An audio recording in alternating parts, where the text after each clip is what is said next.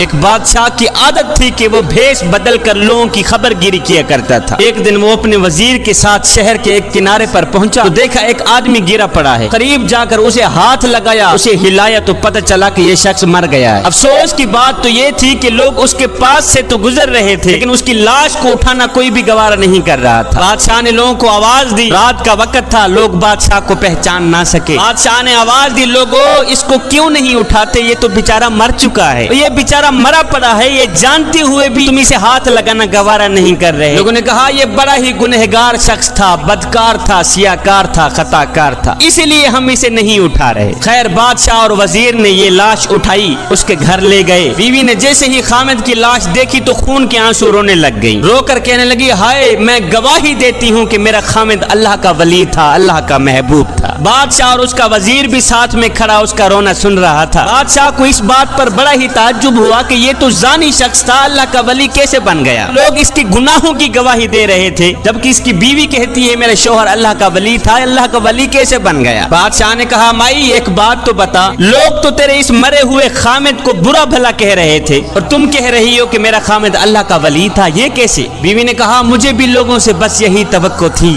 بھائیو، دراصل حقیقت یہ ہے کہ میرا خامد روز شراب خانے جا کر شراب خریدتا اور گھر لا کر گڑھے میں بہا دیتا اور ساتھ میں کہتا چلو کچھ تو گناہوں کا بوجھ مسلمانوں سے ہلکا ہوا۔ پیتا نہیں تھا، وہاں سے شراب لے کر گھر آ کر گڑھے میں بہا دیتا تھا، کہتا جو شراب میں نے خرید کر گڑھے میں ڈالی ہے اگر یہ شراب کوئی اور لے جاتا تو ساری رات گناہوں میں گزارتا۔ اسی طرح میرا شوہر رات کو ایک گندی عورت کے پاس جایا کرتا تھا، اسے ایک رات کی اجرت دے کر کہتا کہ تم اپنا دروازہ بند کر دو، آج کی رات کوئی بھی تیرے دروازے پر نہ آئے۔ صبح گھر آ کر کہتا شکر ہے میرے مالک، آج اس عورت کا اور نوجوان مسلمانوں کے گناہوں کا میں نے کچھ بوجھ تو ہلکا کر ہی دیا ہے۔ اب لوگ میرے شوہر کو ان جگہوں پر آتا جاتا دیکھتے اور برا بھلا کہتے، میں شوہر کو کہتی تو یہ نیکیاں تو کر رہا ہے لیکن جب تم مرے گا تو کوئی بھی تجھے غسل دینے کو آمادہ نہیں ہوگا۔ میرا شوہر مسکرا کے کہتا کہ تم گھبراؤ نہیں، تم اپنی آنکھوں سے دیکھو گی کہ میرا جنازہ وقت کے بادشاہ پڑھیں گے۔ یہ سن کر بادشاہ رو پڑا،